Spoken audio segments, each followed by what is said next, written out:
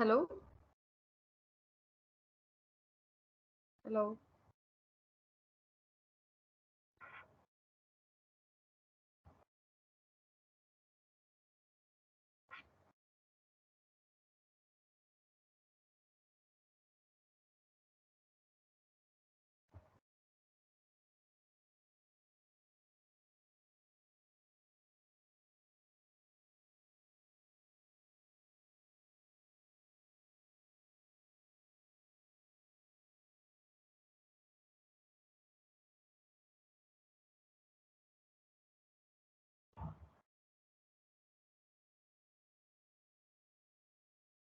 Hello? Namita? Can you hear me properly?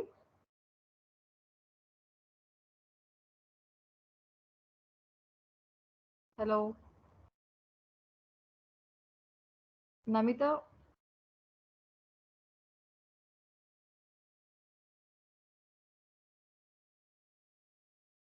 Hello?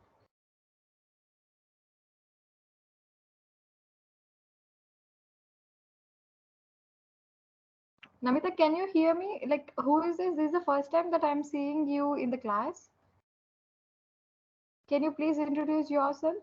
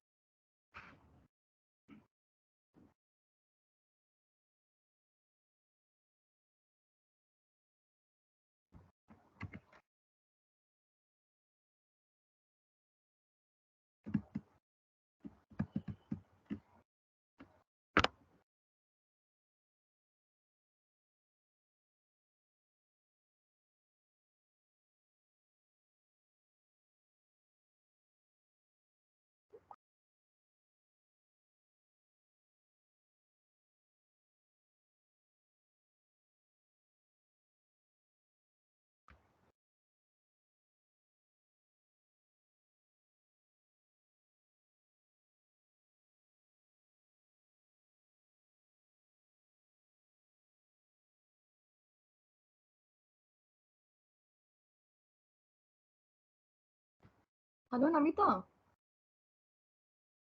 Uh, Hello, can you hear me, Namita, by the way?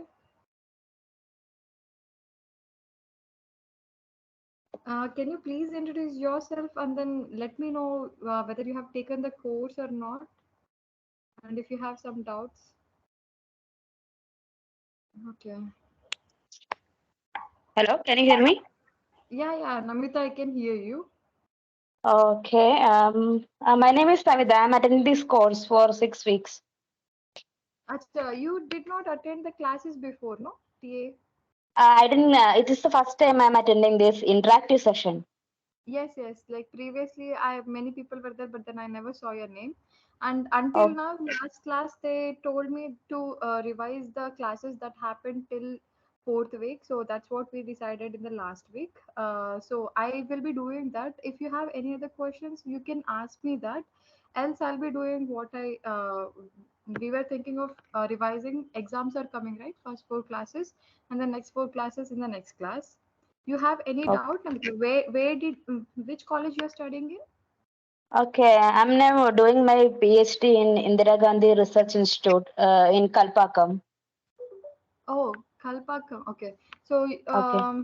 which material you're working on? Now my topic is gas sensors. It's reduced graphene oxide and semiconducting metal oxide composites for gas sensing. Oh, you're working on composites. Like, which instrument are you thinking of using for? Actually, I only joined in this year, so as a part of my coursework, I joined in this course. Okay, so you'll be giving an exam also, right? Oh, yes, yes. You guys have on April, May, right? What? I didn't get you. You have the exam in April, May, right? In the May, in April Okay, 25th, right? for us, actually, the coursework starts at August. So, we have 60 credit system. So, 30% can be fulfilled by NBTL or self-study course. Okay, okay. So, So, actually, my guide suggested this course. yes, yes. Okay. So I just wanted to know which material you're working on. You have seen my previous interaction session, like in first two interaction, first three interaction, I guess. I have No, it's my first time attending. Actually, I was unable to attend because my working time will be around 7:30 till 7:30. So actually, okay. when I come, it will be over mostly. So usually, like there are three. I'll try to summarize to you. Then there are three Okay, techniques that FESM in the first interaction session. We taught like you can see also it's recorded. In that interaction session, we have shown how the sample preparation is done for FESM because I okay, knew that most of the students for this course will be like either PhD or anyone, so simply okay. solving an assignment is of no use for us. Like say Hmm. solve it. That is what the NPTEL asked me to do. But then I actually took a class in FESM room. Okay, I took it there and then I showed how the sample preparation was done, and then uh, how to install the sample inside the FAC machine, and what how we have to choose the parameters, and how this sputtering can be done if it is non-conducting sample. We have okay, discussed all this. I can brush up basics for you for now.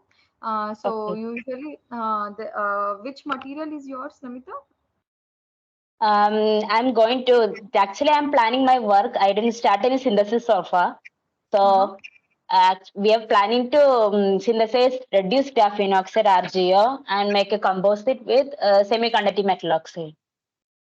So semiconductor. So you still have, I think so. If I'm not wrong, if you do you have any SEM or FESM in your campus? No, actually, it's in another department. It's I think it's a says Gemini model, something like that.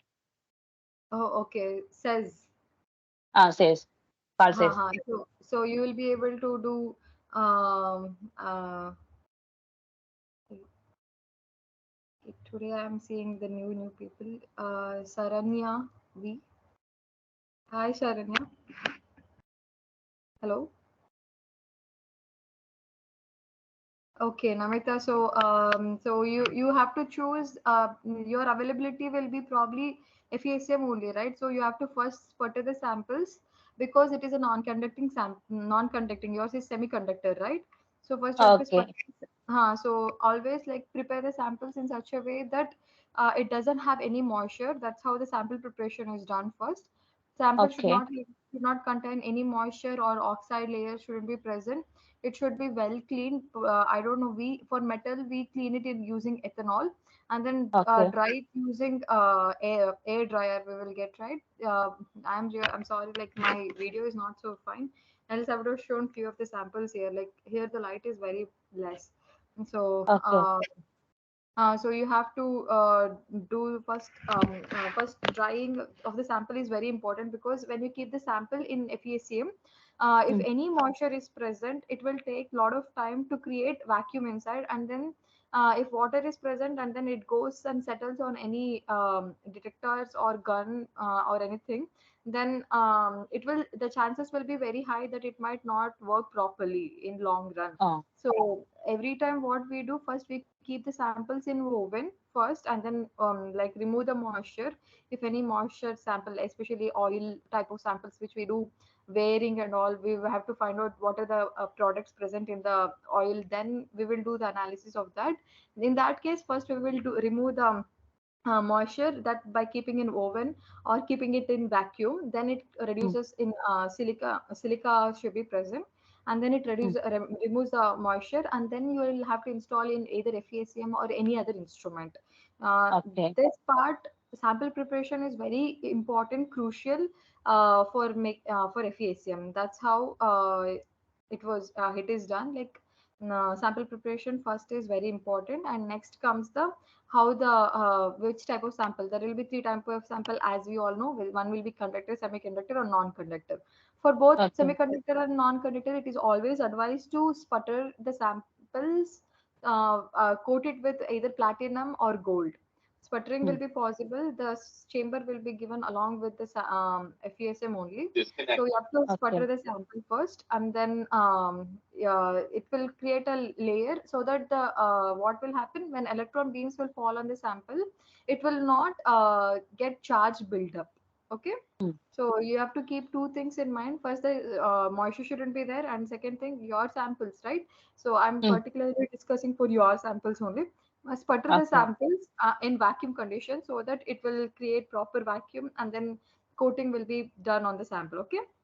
And Okay. one more person used to attend the class every time. He is also giving the exam. So he wanted his samples were like how it was one is hard face, one is ceramic, one is metal, and one is ceramic.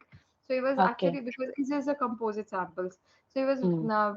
we all know how the metal, how to do the characterization of metal. We all know how to do the characterization of ceramic. But what if it both combined and we have a sample? Then we were brainstorming her, and then he had carbon also in the sample, and other Okay. elements which cannot be resolved in FESM. So we discussed about EPMA also. So Mm. EPMA is again a technique where it uses wavelength rather than energy dispersive. Yeah, WDS will be used. ETMA. EPMA, yes, EPMA. EPMA. So what's the full form? Electron probe microanalyzer. Okay. Okay. Mm. Huh.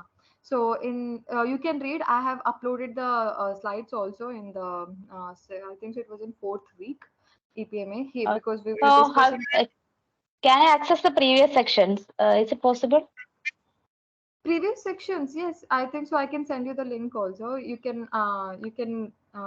1 second. Wait. I'll send you right now only in this chat box only. I'll send you Okay. EPMA. Okay. If you can send it, it will be very good.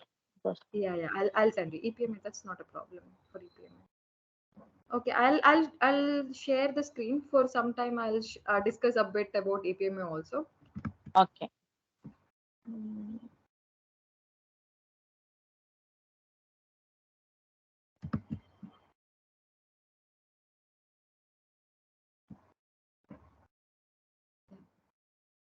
We discussed this in the previous class, like, but still I'll discuss this again. Uh, So Electron probe microanalyzer is a full form. The main reason why we use EPMA apart from FESM is because like this gives us the qualitative accurate results analysis can be done. Okay, Okay. 1 second. I'll just. Yeah.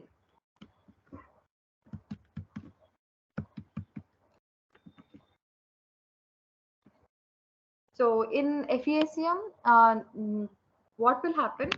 We will not be able to identify the carbon or hydrogen or below anything below carbon, below eight atomic number. We will not be able to find it properly, accurately. Okay, but and Okay. then what happens in FESM?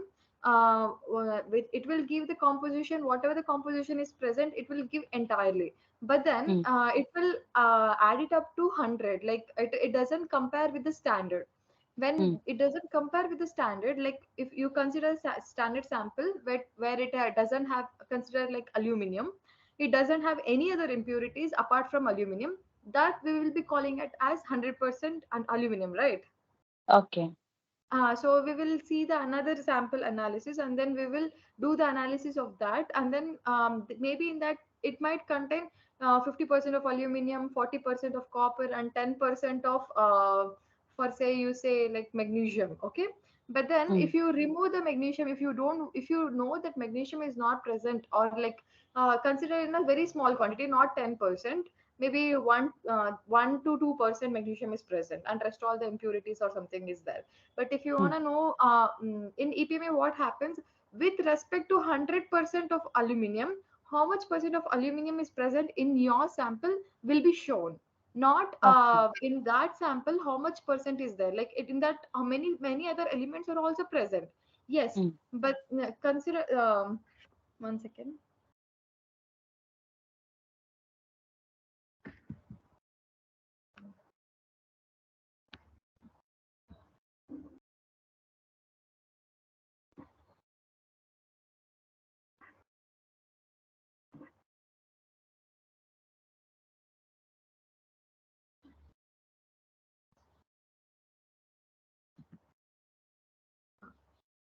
So consider the how the EPM consider this is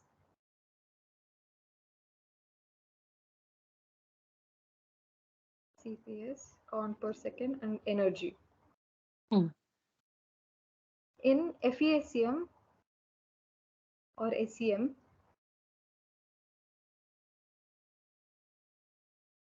EDX, energy dispersive spectroscopy, or Mm. EDAX, they say, they use energy. Energy, Mm. how much like each and every element will have particular energy. Okay, Mm. so this may be 2, for instance. This may be 4.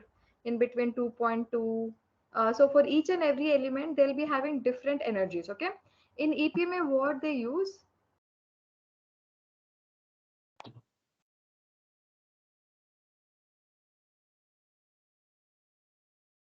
wavelength dispersive wavelength, WDS. So here it will be wavelength of the sample.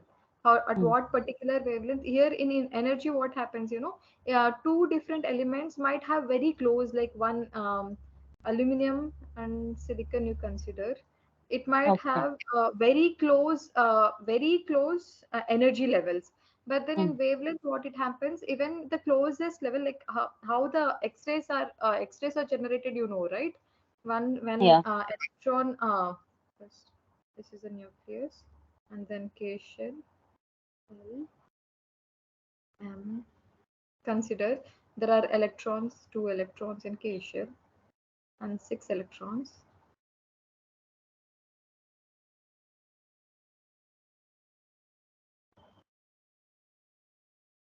1, 2, 3, 4, 5, 6. And some electrons like maybe in K, L, M, N shell. So what it does when electron beam is incidented on the sample, it will be having some, when electron, usually in FESM we use electron, right? Mm. We use electron when From them. electron beam, yes, when electron beam is incidented on the sample, Consider we have some element, like I don't know, some, for now I'm taking aluminum only. Aluminum is there Okay. and it has some electrons, 12, right? Like, and then it will, what it will do when it goes and knocks out the inner electron which is present in aluminum, and Mm. this electron, incident electron, will knock off the electron present in the orbit, and then uh, the outer shell electron, whichever will be there, it tries to go to lower energy. So when Mm. this goes from higher energy to lower energy to make it stable, then it emits some MS. amount of X-rays. Yeah. So this X-rays will be characteristic X-ray. It will be Mm. having, for each and every element, it will be having particular characteristic X-rays, particular wavelength and everything. So that wavelength, a particular energy will also be present, and particular wavelength also will be present. That wavelength is used in WDS, that is EPMA. And then in FESM, it uses EDAX, that is energy dispersive spectroscopy. It uses energy, it will be having particular energy as well as it will be having particular wavelength. So if you Mm. use wavelength, then it will be called WDS. If you use energy of the that particular wave X-rays generated, then we call it as EDAX. Okay. It is. So, huh. So again, coming back to here, it will be having energy, will be it will be having, sorry, it will be having continuous some peaks, characteristics peaks will be present. This is called we call it as continuous spectrum for one Mm. particular element. This will be used, this continuous spectrum we will be using, this peak is called K alpha. And this if the K alpha, K beta, all these things will come based on the electron is moving from which outer shell, which one they'll be having again. K shell, K will be having again many other shells also, right? Mm.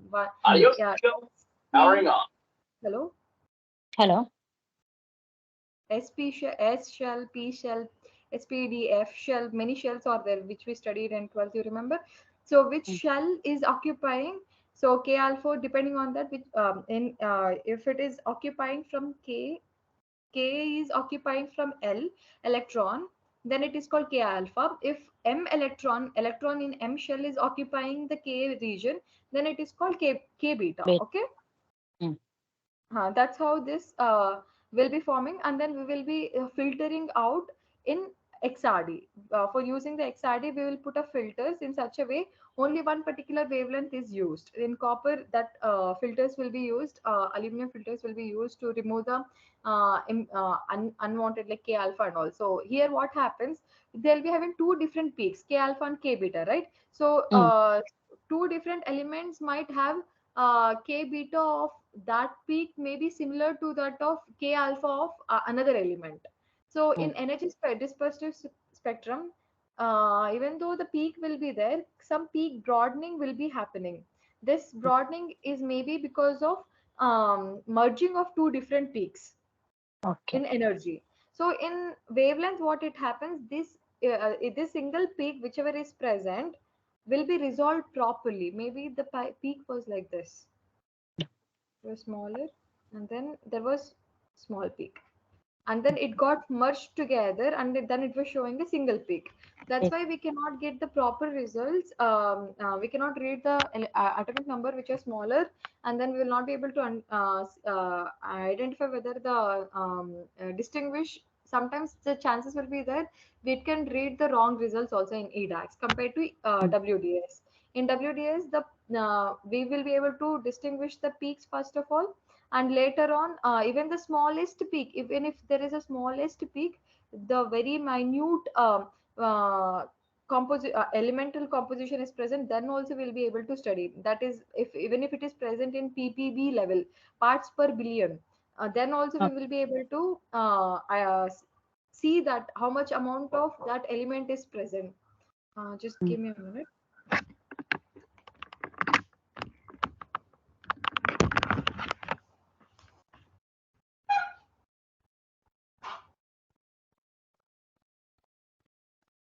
So how much, even in PPB level, we will be able to identify the composition in EPMA. That's the Okay. best part. That's the best part in EPMA.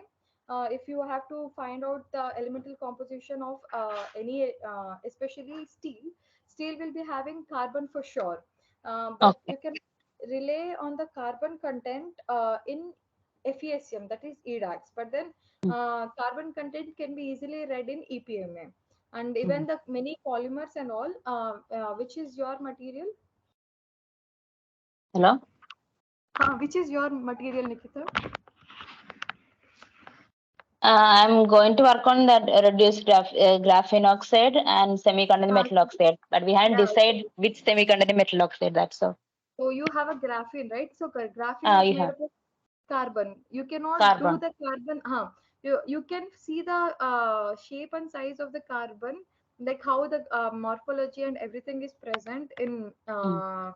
FESM. Sem. You can do Mm. the secondary analysis. You can do the BAC analysis also. But if you want to quantify how much amount of carbon is present in your sample, then you cannot rely on FESM. For EDAX, you cannot rely on EDAX.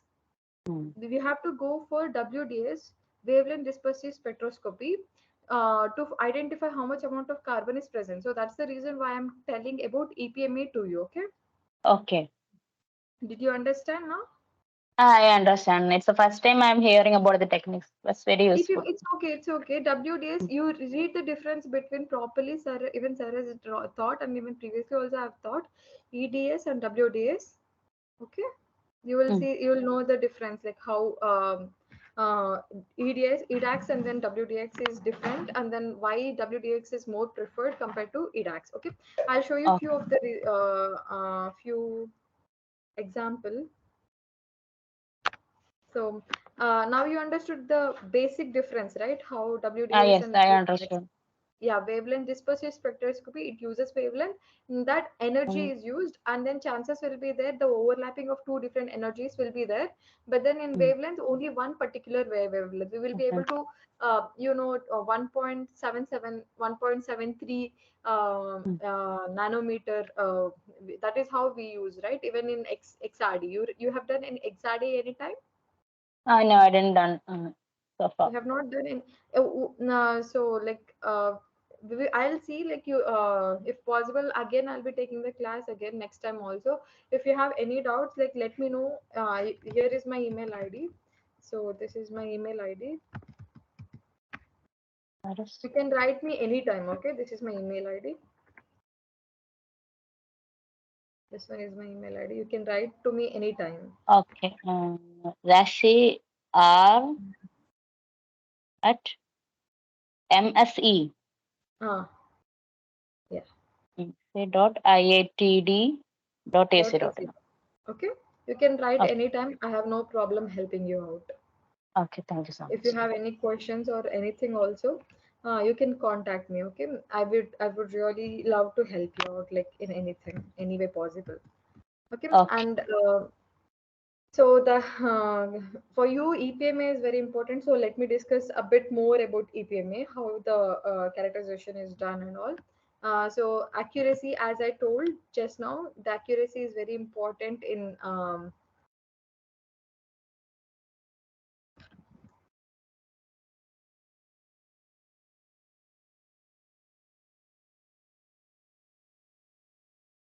So accuracy, I don't think I'm able to draw it. So accuracy is very important. So what happens even in industrial level, they'll be comparing one composition, like they'll be casting many samples. Okay, so they Mm. have to compare it with the standards to find out how much amount of that one is present in with respect to the standards. They Mm. always have to, they'll be having one particular standards, like in aluminum industry, consider, or in steel industry also, any industry, they'll be producing one product, and then that product has this much composition, it has this much percentage of carbon, this much percentage of silicon, this much percent of manganese, impurity should be less than this much. That is the standard for them. They'll be producing tons and tons of that alloy every day. So they want to compare that with the standard. So for that, EPMA will be used, and then it will be having an error bar. They have to be present all the composition within this much error bar. So it will show within that much error bar is present or not. And then if it is present, then it's good enough. Then they can go for further analysis. If it is not present, they'll it will be literally comparing with the standard. And then if it is not present, then they will tell that the composition is not falling within the error bar, so this product has to be recast again. Okay, so for that reason, qualitative and then quantitative, they both qualitative means finding out how much amount of material is present in your composition out of 100. That Mm. is like you will be putting it to 100 in your own, you'll not be comparing it with standard. But in quantitative, you will be comparing it with standard, like this is the standard, and is it falling within the error bar or not. For me, that's all. Oh, That is the difference between qualitative and then quantitative. Okay. quantitative. Yeah, so the both the analysis can be possible in APMA, and then you'll be able to map also. You'll be able to put the map, like if you want, if you let me see if I have few maps. I have few EPMA results. I'll only show you directly. My EPMA results are only these are elemental mapping. Yeah. Okay, okay. Have you seen any time before elemental mapping how it will be? EDS I have EDS imaging I have seen. EDAX you have seen, right? That I is have called seen. elemental mapping, X-ray elemental Mm. mapping we call, how the distribution of elements are present. This is the similar way. So you'll be able to even find out at this particular point what is the composition also. If you while processing, if you want to know what is the composition of that particular point, you don't have to do point analysis again for that. You can even draw a line in that. That's the best part in EPMA. For in EDAX and all in FACM, if you want to know but any composition in this, then you have to do further again. Like you can do the processing of this image any time, however you want, whether it can be point analysis or line analysis, even the region analysis. It's possible. Like, one second. Okay, okay. So if you want to find out in this region what is the composition of your elements present, then you will be able to see in this region also how much percentage of what is present. And if you want to find out this point, at this point what is the composition, and at this point what is the composition of your element, that also will be possible in EPMA. But in case of EDAX, what happens to find out, you'll be getting an image and then you'll not be able to find out what is the composition of that particular point. So post processing will be difficult, that is not possible.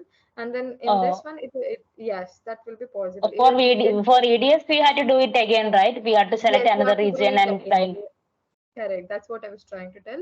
And then you, if you Okay. want to draw the line and see how the composition is varying across this line, you can do also that also. One mapping is enough, you can do everything else in that using that map. Okay. But this one is showing that overall composition, right? So like EDS, we get that individual mapping in EPMA also.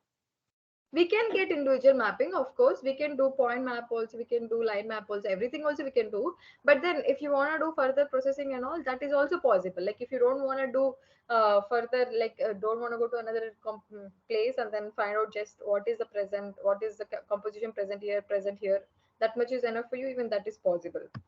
Okay. So that is one thing. So this is how it looks. And one more point is that one second.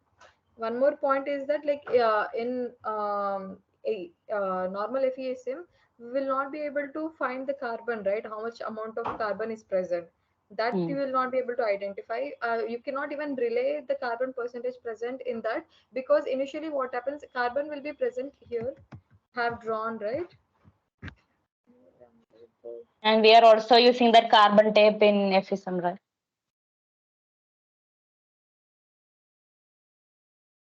Hello?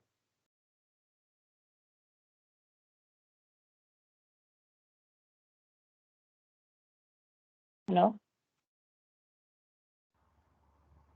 Hello? Hello. Was I disconnected? No, no, it's audible now. Okay, okay, okay, okay. So here what happens in the case of carbon, Here it will come in the very beginning, the carbon energy level, right? Mm. It will be present in the beginning, and then in the beginning the chances will be very high. The error noise also will be very high. So whatever the composition of carbon is present in this region, it will not be able to read in this region. Along with that, the noise will be very high. That's why the carbon content present cannot be read properly in EDAX energy. The energy of whatever the carbon is there and the noise that it will be creating will be very high. So rather than finding out the intensity and finding out the composition of carbon, how much carbon is present, we will be getting the noise only more.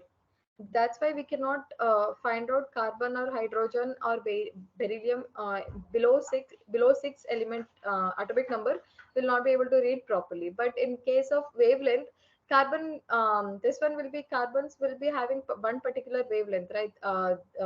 Characteristic wavelength.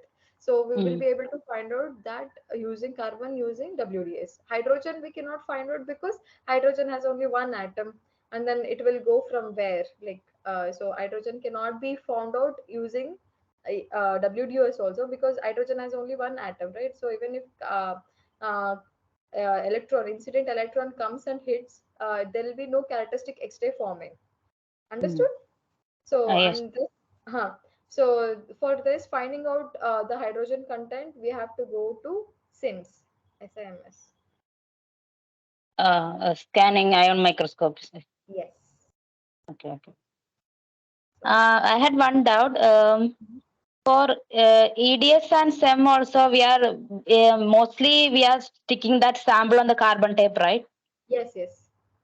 So it will be affecting that carbon content, right? When we do EDS. No, not particularly, because carbon tape which will be sticking below the sample, so that the conductivity of the sample closed circuit will be happening. Okay. You got the point. Like, see, I have showed in previous lab, like this stub will be like this, right? Yours, like we will be keeping carbon tape Hmm. here, sticking the carbon tape, and then we will keep our sample on that. Okay, okay. Uh, so it will be at the down, not at the Oh, top. It will not since we are affect. selecting that region or point, it will not affect. Yeah, so the it will be falling here. Carbon tape is stuck. One thing is to stick the sample to the stub, and second thing is to have the complete circuit. Carbon is conducting, so Okay. conducting sample. So it will be having circuit will get complete, because when electrons are falling, it is a charge, right? Electron will have Mm, some charge, so it will get if the conducting circuit is not complete, then the charge will get built up on the sample, and then you will be mm, seeing like dark, so what is bright features you'll be seeing. oh, So charge buildup issue will be happening in if it is electron, and that case will not be there in the case of ion, sir told, right? In ion, the problem is very less compared to charge buildup. Problem is less in case of ion compared to electron, right? So yeah, carbon will not affect the composition. okay. Okay, coming back.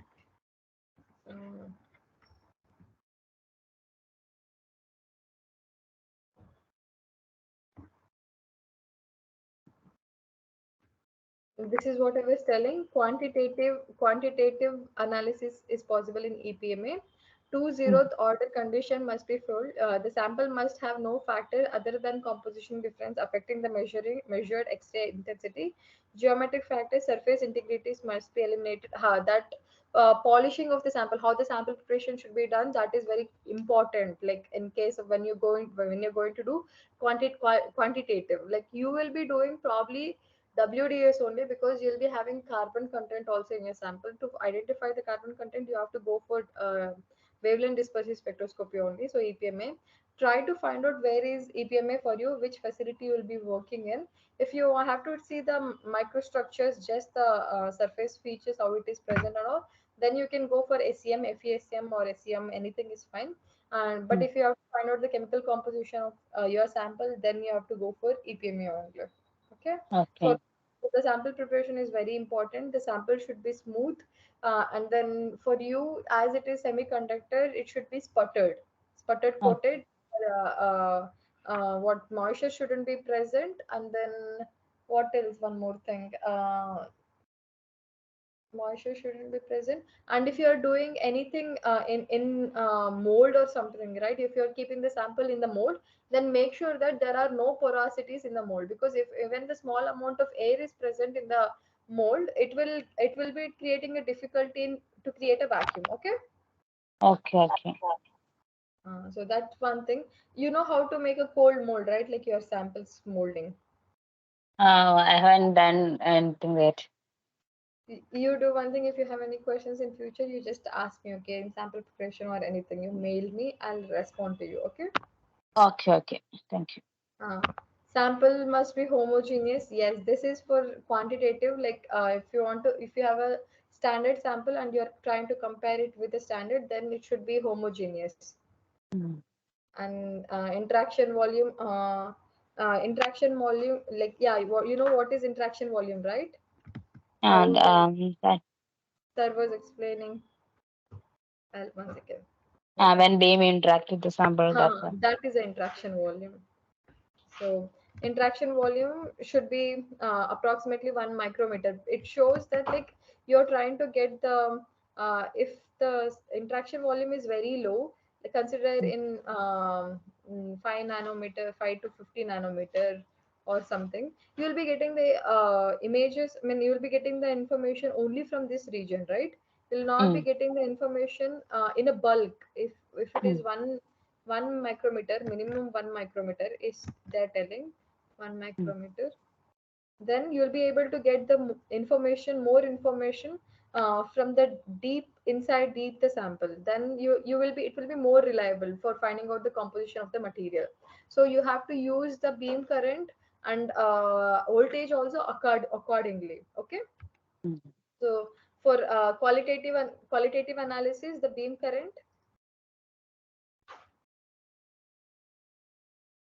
and voltage should be high. Okay. Fine. You understood? Yes, understood. Huh? Yes, and for SEM, that interaction volume should be low, right? For good images. No, it depends. Like interaction volume, like if you want to do SEM, secondary Mm. SE images, secondary images, then it Mm. should be low. If you want to Mm. do BSE images, backscatter electron, then the Yeah, it will be coming deeper within the region, so it will be high. uh, for BSE, then it should be high. One second. Like for interaction volume, secondary, right? Secondary Mm. images means you have to see some topographical images. If you Mm. use the higher voltage, then you'll be getting the information from below subsurface, right? You don't want Yes. that to happen. You want to see how the features are present, how it Mm. is present. So the voltage and beam current both should be low for finding out the surface feature. So you consider you did Mm. tensile testing of the sample, and then you had some cup and cone feature. Like yours will be like not cup and cone probably.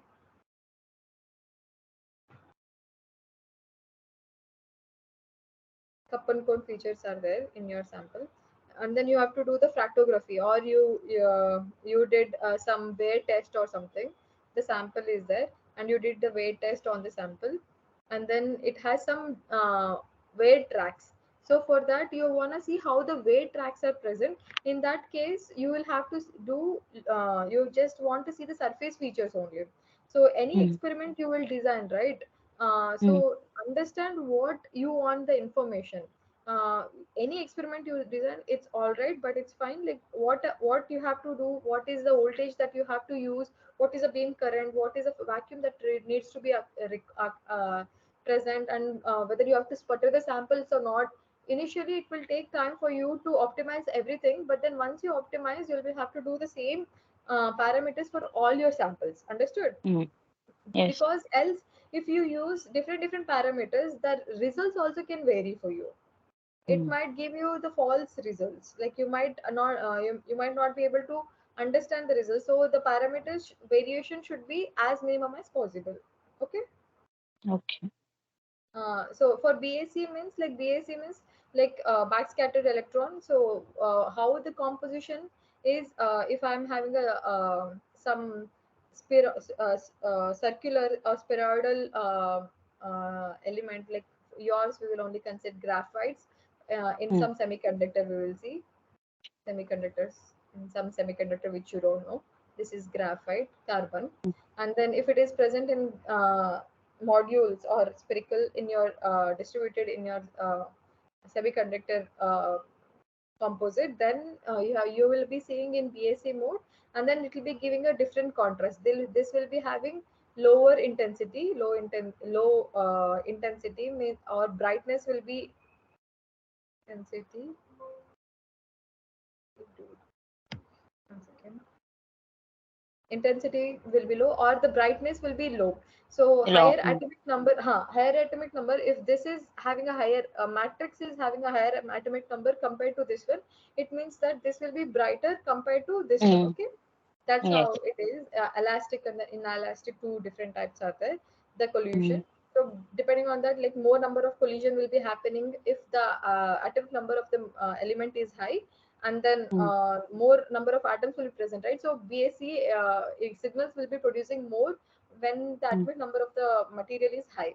So low atomic number material will be producing less pollution, and then it will BAC signals will be producing very low in that case. Mm. So low brightness means that the atomic number of that element is low. So for this to I see properly, then you should have the interaction volume very high, like little Mm. bit better, more. So for that you have to keep the voltage and beam current high. Okay, Okay. you got it now. So for Yes, I got it. so for secondary, you always go for low voltage. For Mm. BSc, you go for higher voltage, I got and it. for elemental mapping, you go for very high voltage. I mean, not very high, but like for instance, if for BSc, if you're doing in 5 kV for SC, and do BSc at 10 kV, and Mm. then do EDAX or WDAs around 15 kV. Okay, 15K. Okay. you'll not be doing EBSD, no? You will not be doing EBSD, electron backscatter. EBST? Don't know. Maybe in future. I'm not I very don't sure. think so you'll be doing this is for texture analysis. So I even discussed Mm. about EBSD in one of the class. I even showed how the sample analysis was done. One person Mm. from Tamil Nadu only was asking how to do the sample for EBSD analysis and all. So I've discussed in previous classes. But for you, it's not Okay. required, I guess, for now. Okay. You have any idea about that MOF, molecular organic frameworks? Molecular? Organic frameworks. Or you can say metal organic frameworks. That's all. No, I am a pure metallurgist actually. Okay, okay. Mm. I work on metals only. Mm. I can give you contacts though if you want. Okay, now we're actually now doing working with that, starting the work with metal organic framework. So we are in future planning to make composite with is reduced graphene oxide and semiconductor metal oxide and the metal organic frameworks also. Metal Right, sir. organic Frameworks. So framework. What is it it? will be having some organic part and a metal part. Metal So part and organic part. Polymer. organic part. It's not a polymer, so actually it has different shade. It may appear as a sphere. So there are different MOFs available. That palladium MOF, that metal changes, and the organic part may be different. So it's usually used in See, sensors or something there like is that. a question here. See, are you able to find, like, see, you have metal as well Mm, as organic. This mm, one, so I don't know whether organic will be having lower. See, usually in metals we can use higher voltage. We have to use higher voltage to find out the and to analyze the sample. Okay, but in the mm, case of polymer, if you use high voltage, it will mm. start burning the sample. So now you Uh, have both. So what you will do? How you will actually, choose the voltage and beam current? We done it at that's like 5 kilovolt or something like that. That is See, static.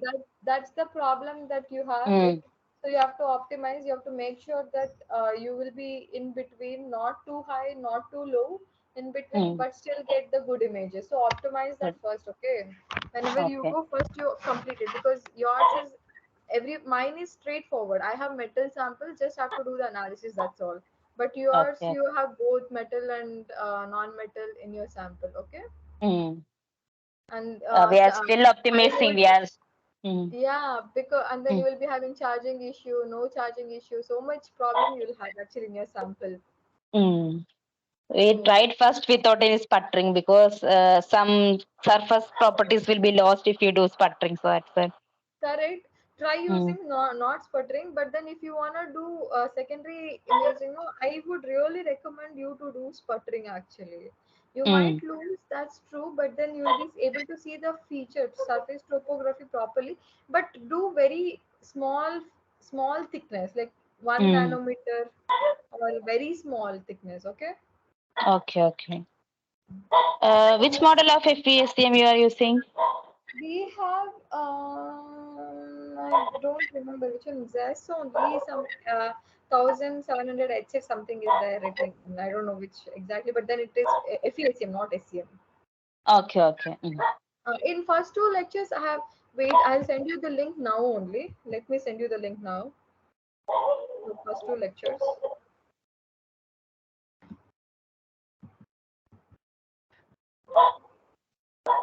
Because in first two lectures I have shown how the sample and all everything is prepared properly, and I've even Okay. Okay. done the class in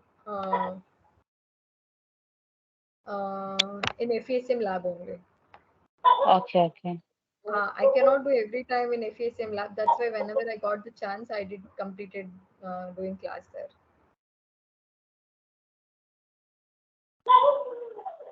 Actually, it's my first time attending, so I didn't know. I thought Star was leading the class, so that's it. It's okay. Mhm. I'll send you now. It is.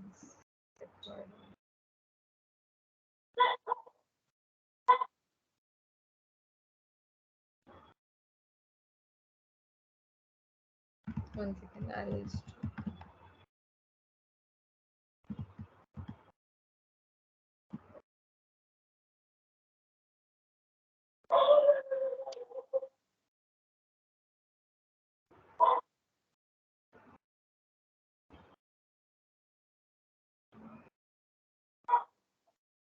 There used to be another person also every day. He used to attend the class. He Okay. told me to discuss the first four classes. So I thought, chalo, I'll discuss first four classes today. But then he did not attend Okay. the class today. Oh.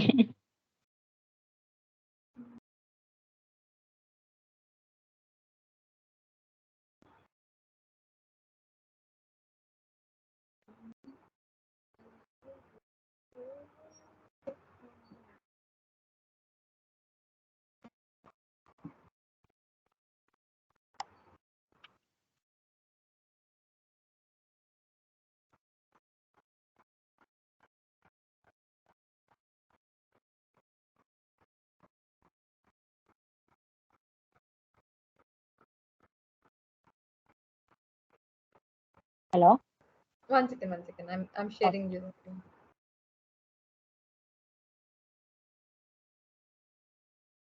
In chat box, I'll write. First three lectures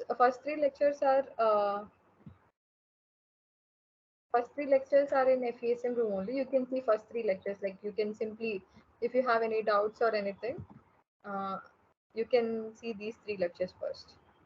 Okay, where I can access this because This is I'm first YouTube time using only. this This is YouTube. YouTube only. YouTube only. Yeah. Okay, okay. Mhm. Uh, so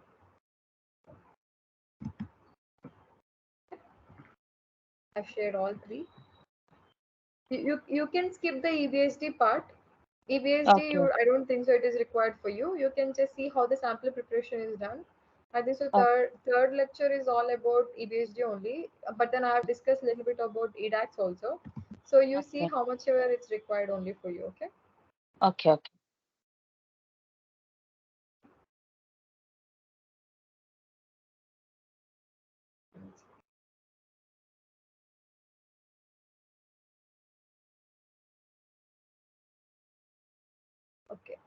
So I will. You want EPMA lecture also? No, I'll send this one also to you. Okay.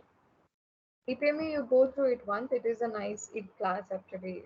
Even I Oh, like the PPTA. That's why I don't even change anything regarding that. okay.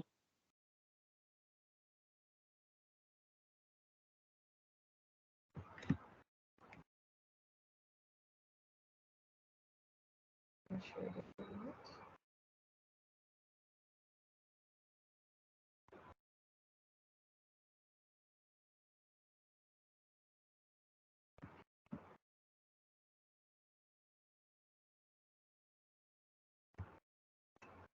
So every time you be careful how the sample preparation is done, and things to keep in mind is how much voltage you have to choose and current. Especially you have to be careful because you have metal as well as polymer in your sample.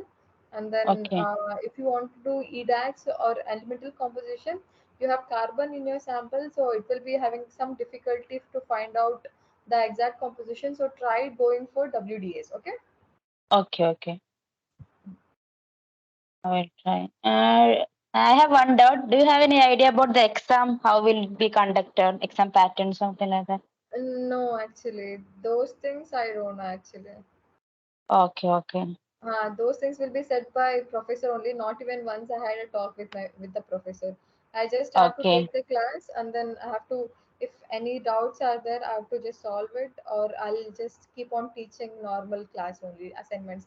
I actually don't want to solve just assignments because assignments are already given Ah. answers and all. So uh, those things it is not required because this is a course which is advanced course, only PhDs and MTech postdocs will take. Okay. So yeah, just teaching an assignment I really don't like. So Okay. anything else you discuss? It's more about how you can apply it in practical or regarding our doubts. Exactly, That's that all. is where more Mm. important rather than teaching assignment or discussing Ah. assignment. Who will Actually, there care are about just direct questions. We can find it from the PDF itself. So. yeah, a PDF only Mm. you'll be able to find. That's why Mm. whenever whoever attends the class, right, I had discussed till now about EBST. I discussed, but EBST is not required for you. EDAX, Mm. WDS, EPMA, FESM, SEM, and then SIM also, scanning ion microscopy also we have discussed. And then STM, even I have not done much, but then I can simply discuss. I can even ask few of my colleagues to take a class also if you guys Mm. have any doubts and all, because I have never performed STM, scanning tunneling Okay. microscope. Microscopy. Mm. STM or any other scanning probe microscope, any of those things I have not performed. I have done optical profilometer for Mm. this one weight scar, but I have never done personally scanning probe microscopy. So, but I can ask AFM and STM. I can ask my colleagues to attend the class if you anyone are interested, but no one asked me regarding that. So that's why Uh, even I left. Even one of my friend was ready to help out, or like have a chat with anyone if they want to know any doubts and all. If you I think that STM will be yeah, provided for the SEM also, right? FSM, it will be having an extra accessory as STM. SCM will be having.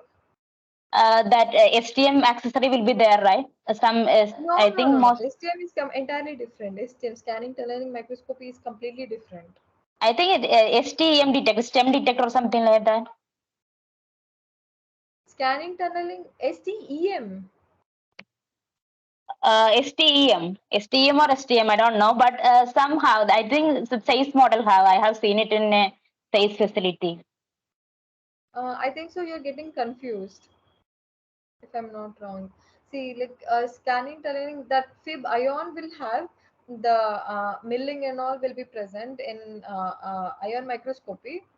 Mm. Scanning electron, we will be having EBSD detector, EDAX detector, BSC detector, a secondary electron detector, that much only. But if you want, you can install others also. But this is how it will be usually present in SEM, that's all. But some FESM has that STM detector, that tunneling STEM. electromicro No, no. STEM. STEM Yes, will be STEM is completely different instrument actually. That has nothing to do with electron microscopy. But Tunneling, SAIS let me has see. have seen it one in the SAIS facility itself. So they were saying if you are much advanced experience in STEM, then we can proceed with the STM detector also. Let Also me see, like STEM. I'll just Google it on STEM. STM or STM, it's a tunneling microscopy technique. Uh, Tunneling, yes. tunneling microscope in FACM. The one I have seen was some SAIS Gemini 300 model. So it has that detector in addition. One video I'll be showing. Let's try to understand from that if even I never heard of it. Like I don't know. We will see. Let's Mm. see.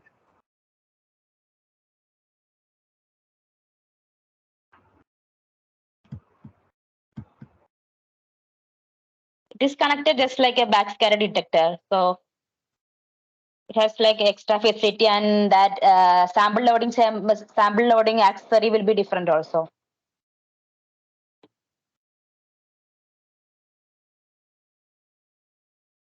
Vacuum or anything. Microscope. The scanning tunneling microscope works on the principle of tunneling effect. Tunneling effect is the quantum mechanical phenomenon in which the particle having energy less than the height of energy barrier crosses the barrier. Let's try to understand this with an example. Suppose Mr. X is standing in front of McDonald's. Let's say the precise location of Mr. X is 5 meters away from McDonald's. Now let's assume that we are in a quantum world, and the dimension of everything around us is in nanometers. In this case, it's very difficult to say the exact position of Mr. X, because in quantum mechanics, every particle is located based on its probability. So instead of saying Mr. X is located 5 nanometers away from McDonald's, we will have to say the probability of finding Mr. X is maximum 5 nanometers away from McDonald's. However, Mr. X can be present either 3 nanometers or 7 nanometers away from McDonald's. It's just the probability. Now, based on this, let's try to understand the quantum tunneling effect. Say Mr. X is trapped in a well 10 meters deep. Now, the well is so deep, it's impossible for Mr. X to reach on the top of the well. However, the scenario will be different in quantum mechanics. Let's say the depth of the well is 10 nanometers. In this case, because location of Mr. X is given by probability, Mr. X will have some probability to reach on the top of the well. And this phenomenon is known as the tunneling effect. That is, Mr. X having energy less than the height of energy barrier crosses the barrier is called the tunneling effect. So the scanning tunneling microscope is based on this phenomenon. Scanning tunneling microscope has a small nano-sized tip, which comes very close to the sample. When electric potential difference is applied between the tip and the sample, electrons from the sample are tunneled to the tip. The small electric current produced by the tunneled electrons is amplified and sent to the computer. Based on the recordings of the tunneling current, the information about the surface of the specimen is known. The magnitude of the tunneling current obtained depends on the distance between the tip and the sample. The tunneling current is high when the distance is less, and the tunneling current decreases as the distance between the tip and the sample increases. The scanning tunneling microscope gives magnification of around 100 million and resolution of around 0.1 nanometer. It allows imaging of surface at atomic level and also provides a three-dimensional profile of the surface. And the inventors of scanning tunneling microscope were given a Nobel Prize in the year 1986. Okay, now let's talk about atomic force microscope. The atomic force microscope was invented in 1986 with a modification in scanning tunneling microscope. The atomic force microscope works on the principle of attractive and repulsive forces at the atomic level. Two atoms are located at a certain distance, then the positively charged proton of one atom will attract the negatively charged electron of the other. If two atoms come very close to one another, then the electrons in the outer shell of both the atoms repel each other. The atomic force microscope uses a small nano-sized tip, which can be either attracted or repelled by the atoms present in the sample. Earlier versions of atomic force microscope employed the use of scanning tunneling microscope tip, which recorded the oscillation of the cantilever based on the tunneling current obtained. However, it was later on replaced by a laser and a mirror, which would record the oscillation of the tip. As the cantilever moves up and down depending on the sample surface, the laser is deflected and gives information about the sample surface. The three main modes in which the atomic force microscope is operated: contact mode, non-contact mode, and the tapping mode. In contact mode, the distance between the probe and the sample is kept very less. As a result, the cantilever is repelled. The resolution obtained by this mode is very high. However, because of the short distance, the probe may collide with the sample and damage the sample. In non-contact mode, the distance between the probe and the sample is kept large. As a result, the cantilever is attracted. The resolution obtained is low, however, the sample is not damaged. Tapping mode, the distance between the probe and the sample is kept intermediate. As a result, the cantilever oscillates. The resolution obtained is better than non-contact mode. You got it now? I don't think so, Navita. It can be present in FESM scanning telling. It's actually there in the same site you can see STEM tomography.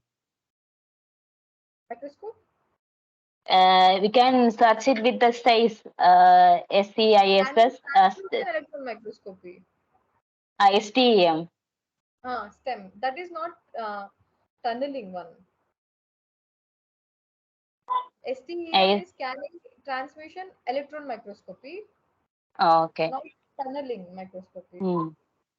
So sir was discussing, right, like both scanning electron and then transmission TEM, SEM and PM will be present in same SEM.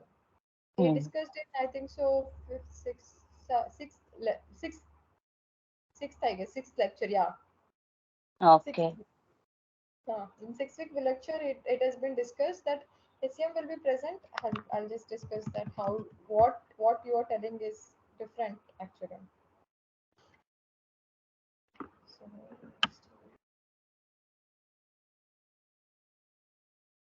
STEM. You know how TM is, right? Transmission electron microscopy. Or else we will see one complete probably. Hi everyone, thank you for tuning project applications. I'm an intern manager, and like people actually know, hey, what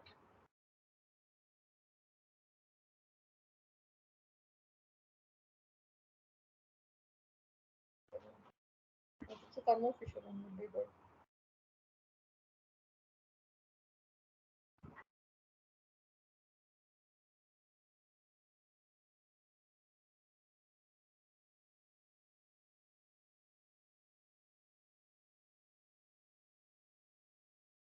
They're able to get it in 3D actually in STEM. STEM. Hmm.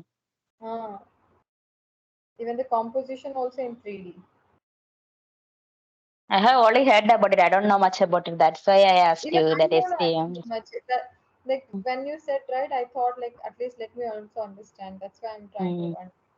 And then now you understood the how tunneling works, right? How is tunneling different? Hmm.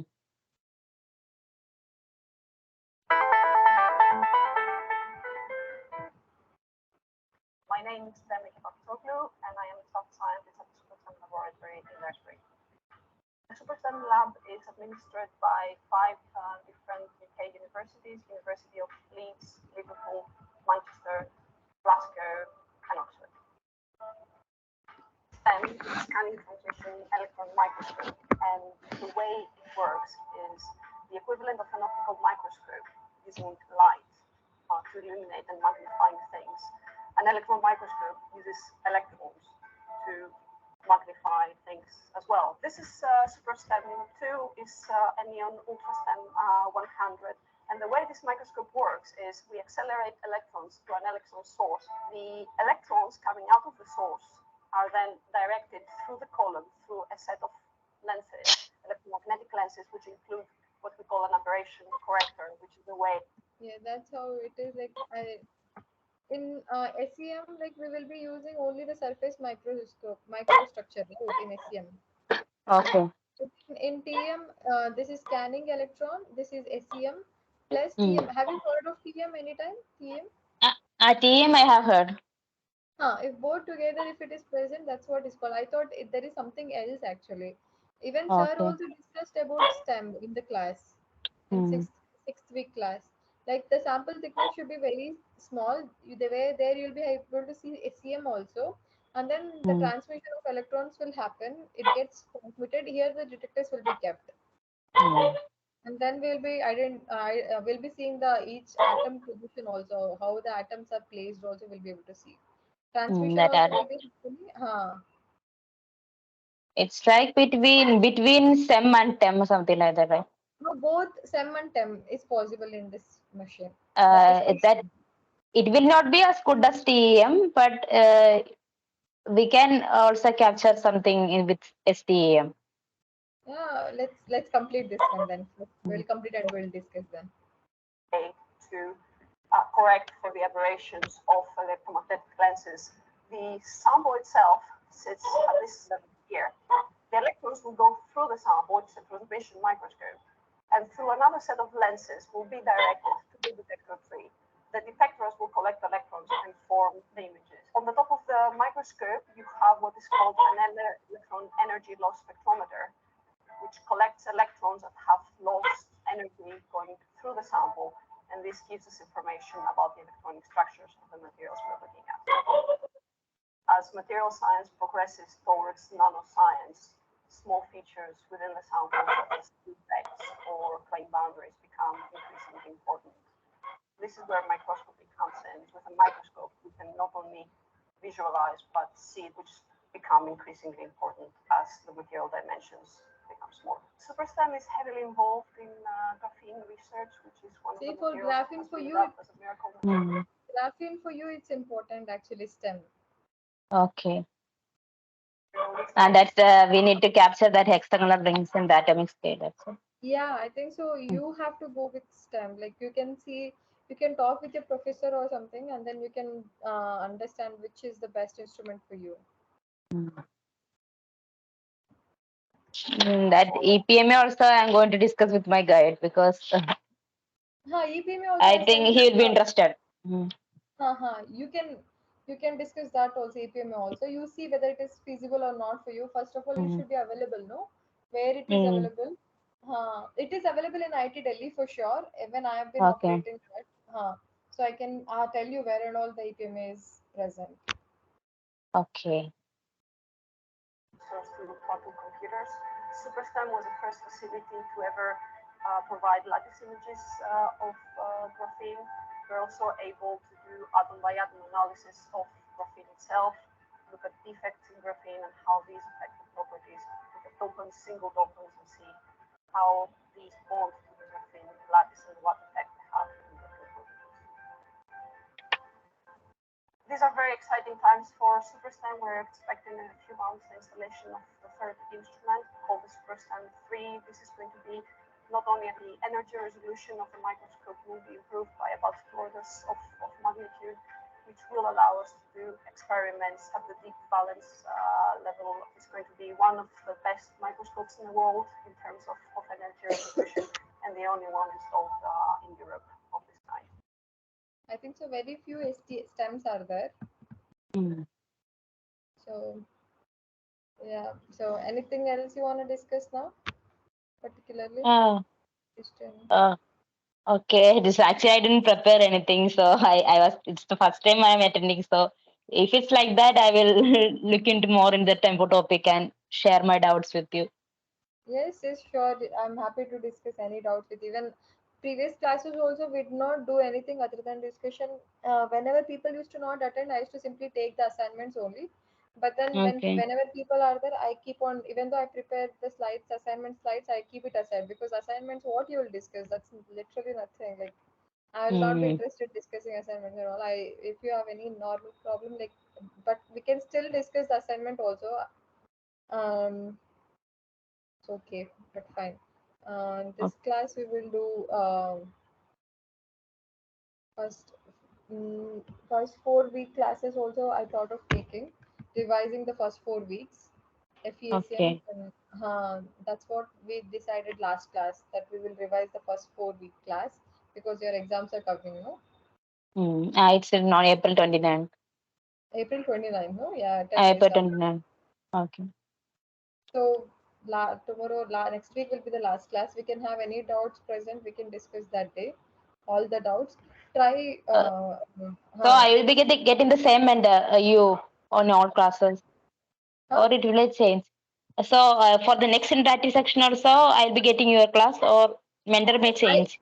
all classes I only took. Okay, okay, Uh, so I'll be present next class also. So we can discuss any doubts are there for you. okay. And then I will ask in the next class. Yes, yes. So anything else particularly I have to discuss in the next class, Namita? Like particularly any topic?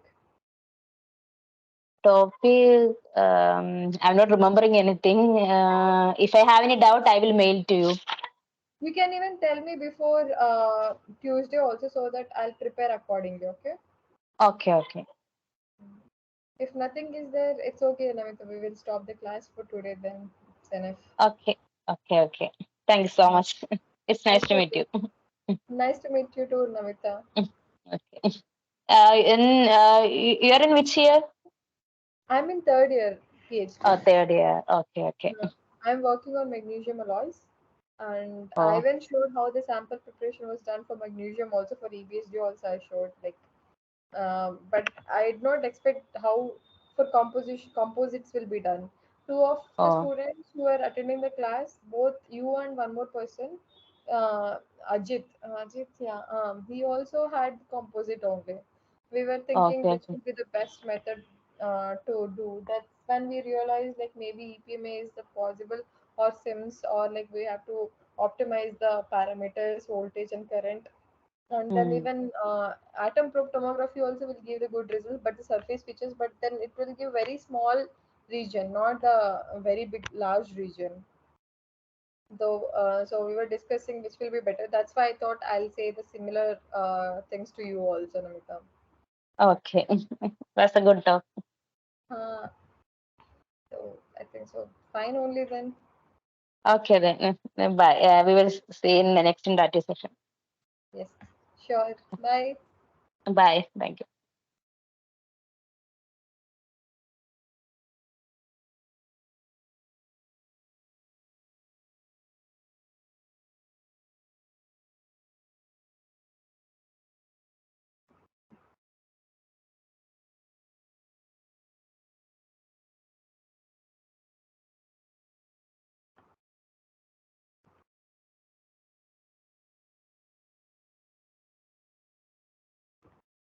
So probe size. One question it was there in the uh, for,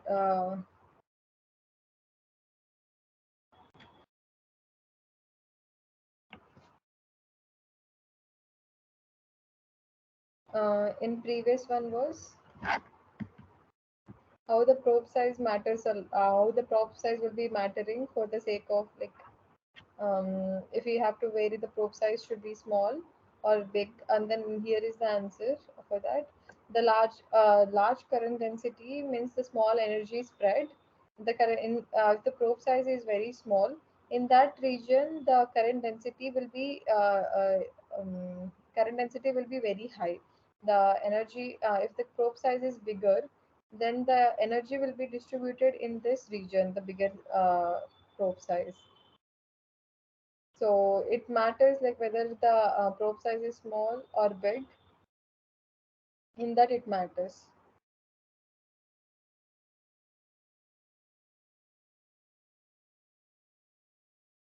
The objective lens at the short, how the working distance, if the working distance is very low, even though the depth of field, how at what depth of field will be low, but the resolution and then the magnification, resolution of the sample but will be better. And because electrons has to travel all the way, if the working distance is very low, so electron will be traveling like this. So if the working distance is low, then the spread and energy spread will be lower. when we reduce the working distance. If we increase the working distance, then the energy spread will be higher. It will be usually electrons will be coming in a conical way, not in a when even though it is in vacuum, it tries to come in directly straight and then fall, but then some spread will be possible. So working distance, if it is lower, it will be better. And then astigmatic correction should be done, that we have discussed like previously also in the class. Okay.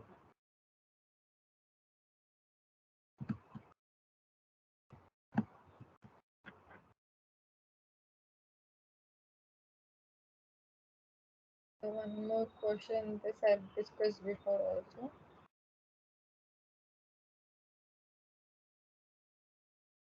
So as we all know that as soon as electron beam is falling on the sample, backscattered electron, secondary electron, characteristic X-ray, visible light, Auger electrons will be forming, and then it gets transmitted also elastically scattered electrons, direct beam, inelastic scattered electrons, and Browning X-rays are also will be transmitted. If the sample thickness is very small, the electrons, if it is in the nanometer range, the electrons can get transmitted through the sample, and we will be able to see the results at down as well in TEM.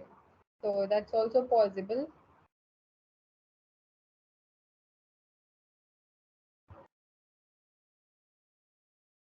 Okay. Finer the size of the electron beam, better will be the resolution of SEM, provided that has enough signal is generated from electron beam specimen interaction. Correct. So electron beam size should be finer or not. Whether from that the resolution will be dependent on. What if the beam size is this much? You cannot resolve the features which will be smaller than the beam size. So if you want to resolve the uh, features which are smaller, then the beam size should be smaller. Only then you will not be able to overlap the uh, data. Then the resolution will be better. If data is overlapped, it will be looking as like one image only rather than two image. So that's how the beam diameter matters when we are doing SEM. Okay. So the beam size is smaller, the better. So if you have to resolve the any features in nanometer range, means even the beam diameter should be lower than if you have to resolve the feature anything which is in 5 nanometer range, then you have to keep the beam diameter around 1 to 2 nanometer. Okay? To obtain more signals from the electron beam, and then from this which wavelength, what is the wavelength of the electron beam, this will be dependent on the voltage that we are choosing. So if the voltage is very high, then the current then it will be able to produce the smaller wavelength beam. Okay, so that is one thing to keep in mind. What is the beam size? What is the current that we are giving, and then the voltage. The probe current depends on the probe diameter, correct, brightness, and the spherical aberration.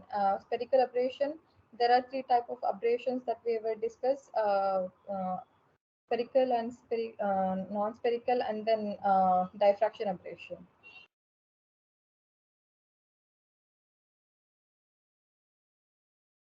So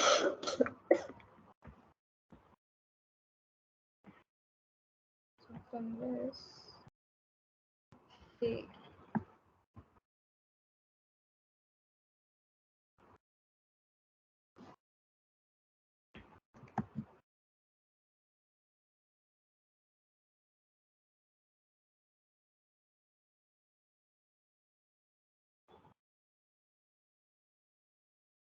As you can see here, the smaller, if the atomic number of the sample is small, if the atomic number of the sample is small, then it will be having only the surface features, And then if the atomic number is very small, if it is large, it will be having only for the same voltage and current, same.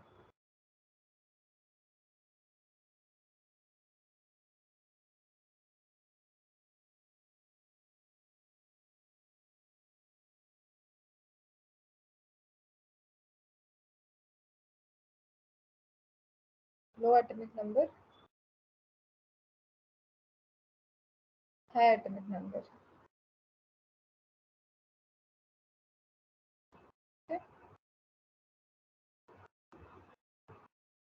So that's the problem they had previously when the composites are made.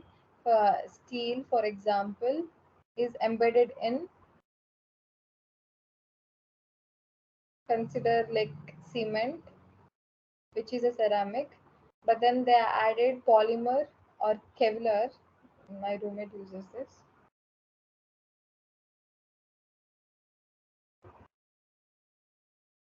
Which is a polymer. So here it has three different type of material. One is polymer, one is ceramic, and one is um, metal. So for this, what type of current and then voltage you have to use and which instrument has to be used, we have discussed till now. That was a discussion that was going on for this long. If when we have a mixture of different materials present in same sample, like when they are try to make composites or something, then how the properties will be varying, how we have to choose the current and voltage, all these things. Okay.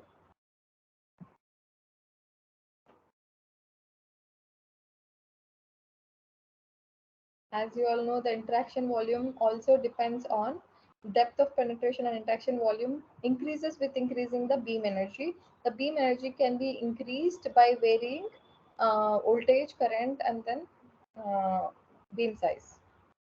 The shape of interaction volume remains independent of electron beam energy. And then influence of atomic number on interaction volume.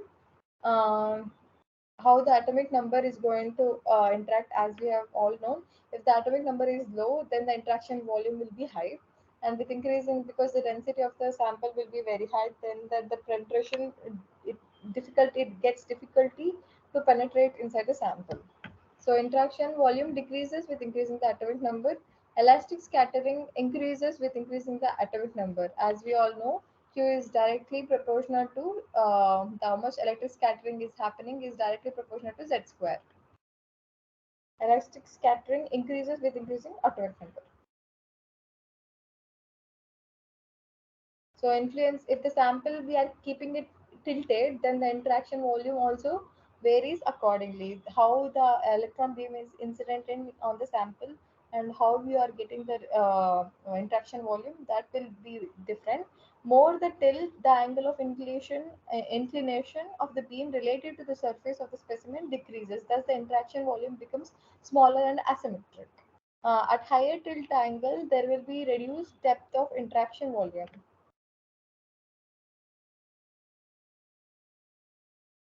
As we all know, there are three types of secondary electron formation: Se1, Se2, Se3. I have discussed in detail previously also, and I think so. Those things are fine. Those, no one has the questions based on that.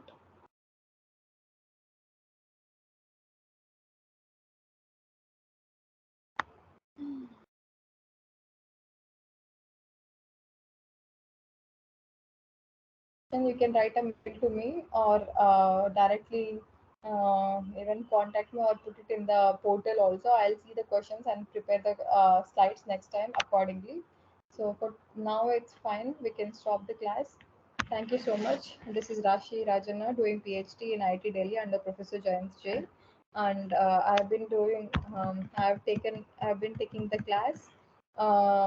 Devaprada Pradhan sir from IIT Kanpur on scanning electron ion probe microscopy and material characterization. Thank you. Have a good day.